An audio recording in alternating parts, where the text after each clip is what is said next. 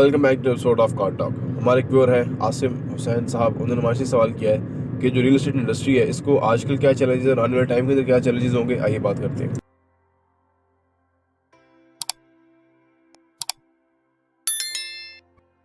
बिस्मिल्लाहिर्रहमानिर्रहीम, अस्सलाम वालेकुम रहमतुल्लाहि व बरकातुहू। देखिए जी, रियल एस्टेट इंडस्ट्री को पाकिस्तान में बहुत ज़्यादा चैलेंजेस दरपेश हैं। इनफैक्ट इसको गवर्नमेंट अभी तक उन्होंने इसको इंडस्ट्री कंसिडर नहीं किया। एक्सेप्ट तो किया था इमरान खान साहब ने कि भाई ये इंडस्ट्री है, इसकी तरफ हम रुजू करेंगे या इसको हम बेनिफिट देंगे, लेकिन वो चीज़ें हुई नहीं अनफॉर्चुनेटली। और उसके बाद ये जो गवर्नमेंट आ गई, ये तो आपको पता है कि जैसी तैसे आई है। इनसे तो कुछ भी एक्सपेक्ट नहीं किया जा सकता कि ये कोई ऐसा काम करेंगे, क्योंकि इनके पास मैंडेट ही नहीं है।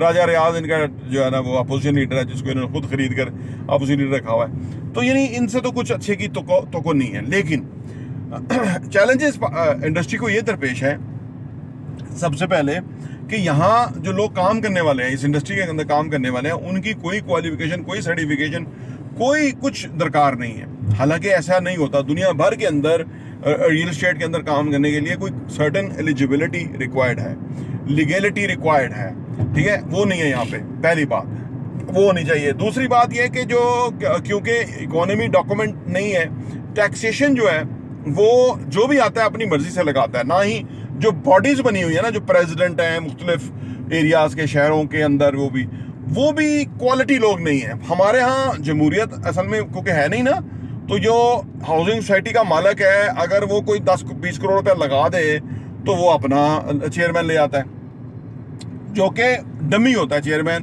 पीछे तो वही अपने काम करवाता है ना। ये एक और बड़ा चैलेंज है, ठीक है। इसको सही होने की जरूरत है कि जेन्युइन लोग जो हैं, क्वालिटी लोग जो हैं, कैपेबल लोग जो हैं, जो कि इस इंडस्ट्री के लिए कुछ कर सके, वो लीडरशिप की रोल में आए।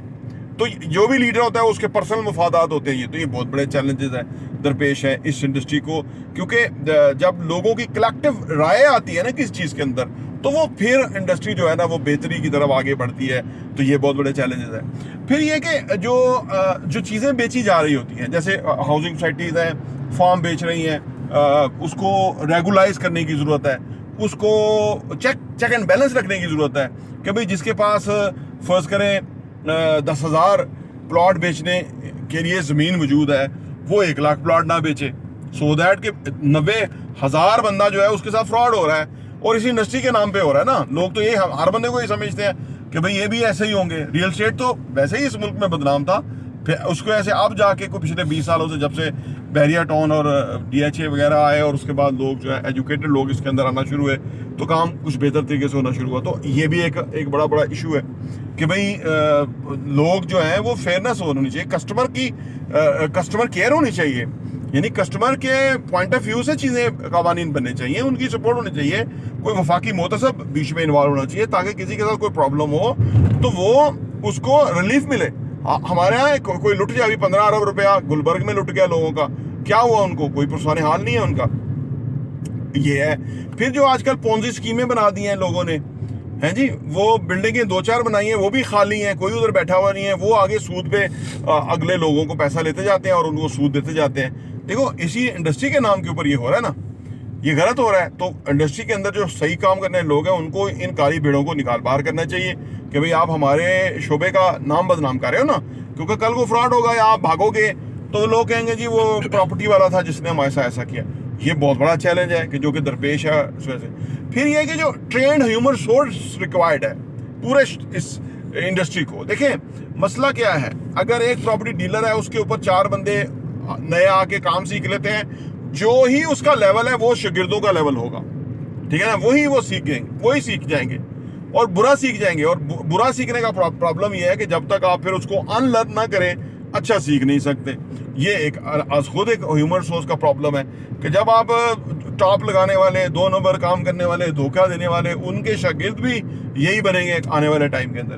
तो ये इसमें एक बहुत बड़ा मामला है कि इसको बहुत बड़ा चैलेंजेस है। फिर जो चैलेंजेस हैं सही मानों में कि जो गवर्नमेंट की जो सिचुएशन है, गवर्नमेंटें बदलती है तो वो इंडस्ट्री जो है वो बैठ जाती है, कभी मामला हो जाता है। उसके ऊपर फ़र्क नहीं पड़ना चाहिए, क्योंकि पाकिस्तान की इकॉनमी अगर इन पॉलिटिकल झटकों की वजह से यहाँ तक पहुँच गई है ना, और अगर ऐसा ही रहेगा तो काम नहीं होगा। देखिए, अब आप देखिए कि इंग्लैंड है, दुबई है, मलेशिया है, टर्की है, ये दुनिया भर के ममालिक, सिंगापुर है हमारे सामने है, कि जिन्होंने इन्वेस्टर्स को एक ऐसा प्लेटफॉर्म फ्राहम किया है कि जहाँ पे लोग अपना पैसा जाके इन्वेस्ट करते हैं और उनको पीस ऑफ माइंड मिलता है। पाकिस्तान में ऐसा प्लेटफॉर्म, ऐसा लॉ एंड ऑर्डर को मेंटेन करना, ऐसा एक एनवायरनमेंट क्रिएट करने की जरूरत है कि चलो बाहर के जो फॉरेनर्स हैं वो तो इन्वेस्ट बाद में करेंगे, पहले जो रियल ओवरसीज पाकिस्तानी है, जो रियल सेंस में पाकिस्तानी है, उनके तहफ़्फ़ुज़ात का ख्याल रखा जाए, किसी को उनके कब्जा ना हो, कोई उनके साथ फ्रॉड ना कर सके, कोई अगर वो चीज़ खरीदते हैं तो बीच में एक ऐसी गवर्नमेंट की बॉडी हो कि वो पैसा उसके थ्रू जाए बंदे के पास, सो दैट कि वो भागे तो वो अथॉरिटी उसको चेक कर सके, भाई ये क्यों, इसके साथ क्यों फ्रॉड हो रहा है। देखिए ना, ये बहुत कुछ चीज़ें हैं, यानी आप अनगिनत चीज़ें हैं, जिस चैलेंजेस हैं जो इस इंडस्ट्री को दरपेश है। अगर डिमांड देखी जाए ना पाकिस्तान के अंदर, तो सबसे बड़ा जो चैलेंज है वो है low cost housing figure out करने का। भी एक चैलेंज है। ये तो अब आप देखें ना, ये तो एक पूरी फिर आप अपार्टमेंट के घर लो कास्ट क्या होगा, या क्वालिटी स्टैंडर्ड्स क्या होंगे, what is the quality standards कि जो लोग दे रहे हैं, अगर किसी हाउसिंग सोसाइटी के अंदर है वो क्या क्वालिटी स्टैंडर्ड दे रहे हैं, कोई चेक एंड बैलेंस नहीं है, ठीक है ना। अब ये कई लोग कहते हैं हम विला बना के बेचेंगे। पहली बात, उन्होंने कोई ज्यादा पहले विला बनाए हुए नहीं है, नया उनका वेंचर है। दूसरी बात कि वो बरवकत डिलीवर करते हैं कि नहीं करते, ठीक है। तीसरी बात कि वो क्वालिटी फिक्सर्स लगाते हैं कि नहीं लगाते, हाँ जी। चौथी बात कि वो मतलब वो क्या प्राइस विन विन है कि नहीं है, ठीक है ना। अब एक महफिल थी बहरिया इनक्लेव इस्लामाबाद में, वहाँ पे शाहिद कुरैशी साहब भी आए हुए थे, बहरिया के जो कंट्री हेड है।